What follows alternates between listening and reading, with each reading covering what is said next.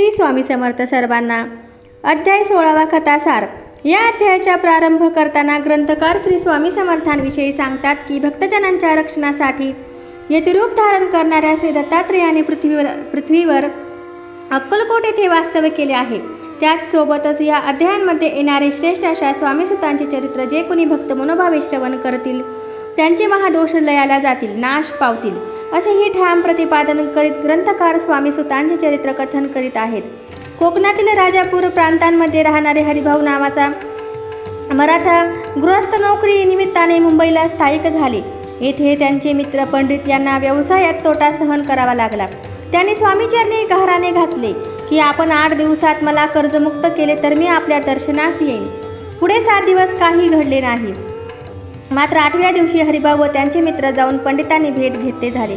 व्यवहारात खोट आलेल्या हरिभाऊंनी पंडितांना आपल्यासोबत व्यवहारात येण्याची गळ घातली. पंडित कसेबसे तयार झाले. मात्र श्री स्वामी कृपेने या तिघांना पुढे व्यवहारात अपार फायदा घडला.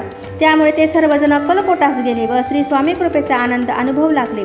श्री स्वामींनी हरिभाऊंना चांदीच्या पादुका तयार करून आणण्यास सांगितले. यातूनच हरिभाऊंना श्री स्वामींचा ध्यास लागला.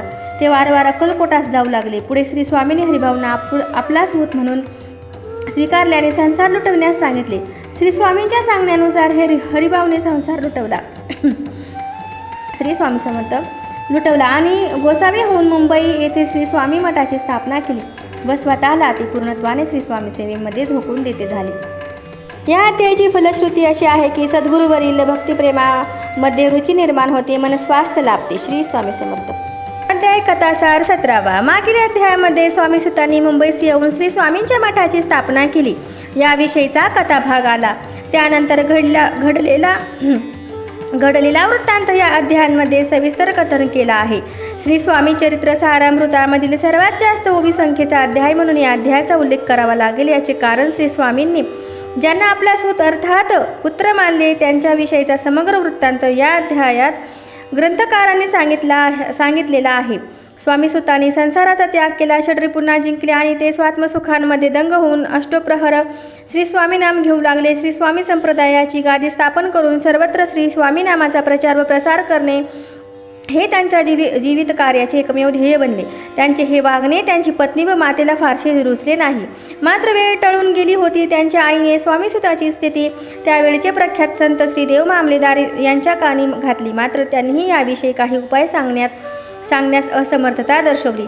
स्वामीसुतांनी अल्पकाळात श्री स्वामी संप्रदायासाठी जे भरीव कार्य केले त्यांचा विस्तृत परिचय या अध्यायांमधून ग्रंथकाराने घडवलेला आहे. स्वामीसुतांनी श्री स्वामींच्या जयंती उत्सव सुरू केला. श्री स्वामींची कुंडली बनवून घेतली. श्री स्वामींचा संप्रदाय वाढवला. मात्र हे सर्व कार्य अनेक श्री स्वामी समर्थ अनेक कुटील मंडळीच्या डोळ्यात खुपू लागले. त्यांनी स्वामीसुताचा अपमान करण्यापर्यंत मजल गाठली.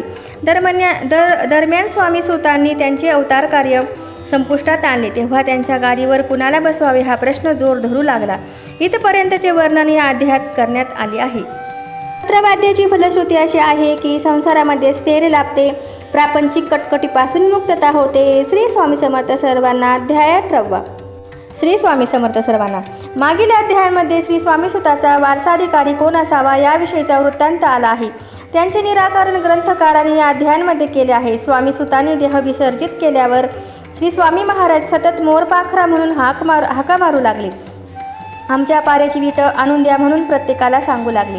श्री स्वामींच्या बोलण्याचा संदर्भ कुणासही न लागल्यामुळे नीटसा अर्थबोध होईना. त्याचवेळी स्वामीसुतांचा धाकटा बंधू दादा आपल्या मातोश्रीस म्हणजे काकूबाईस भेटण्याकरिता अक्कलकोट येथे आला. त्याची तब्येत बरी नसल्याकारणाने काकूबाई त्याला घेऊन श्री स्वामींच्या दर्शनार्थ घेऊन गेल्या. श्री स्वामींनी दादाबुवांकडे प्रेमळपणे पाहिले. दरम्यान केज येथे नानासाहेब देशपांडे यांच्याकडे श्री स्वामी मठाच्या स्थापनेकरिता पादुका नेण्याचे ठरले. तेव्हा मंडळीसोबत दादाला देखील पाठवण्यात आले. काकूबाईंनी दादाला केज येथे पाठवण्यास नकार दिला असला तरीही श्री स्वामी आज्ञेमुळे नाईलाजाने काकूबाईंना संमती द्यावी लागली.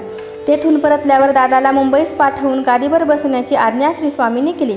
ब्रह्मचारी बुवा दादांसमेत मुंबईस परतले. मात्र गोसावी होण्यास दादा तयार होईना म्हणून ब्रह्मचारी बुवांनी दादांची परवानगी पुन्हा अक्कलकोटास केली. तेव्हा श्री स्वामींनी स्वतः पुढाकार घेऊन दादांच्या मस्तकावर आपल्या चर्मपादुका ठेवून त्यास अनुग्रह दिला. काकोबांच्या विरोधाला न जुमानता श्री स्वामींनी दादाला स्वामीसुताच्या गादीवर बसवले. श्री स्वामींचा अनुग्रह प्राप्त होताच दादांची चित्तवृत्ती पालटली आणि पुढे तो वैराग्यशील होऊन कायमस्वरूपी श्री स्वामी गादीची सेवा करू लागला. सर्वांना श्री स्वामी समर्थ. जय जय स्वामी समर्थ. अध्यायाची फलश्रुती अशी आहे की संततीकडून रीतिरिवाज आणि परंपरेचा उचित मान राखला जातो. श्री स्वामी समर्थ. सर्वांना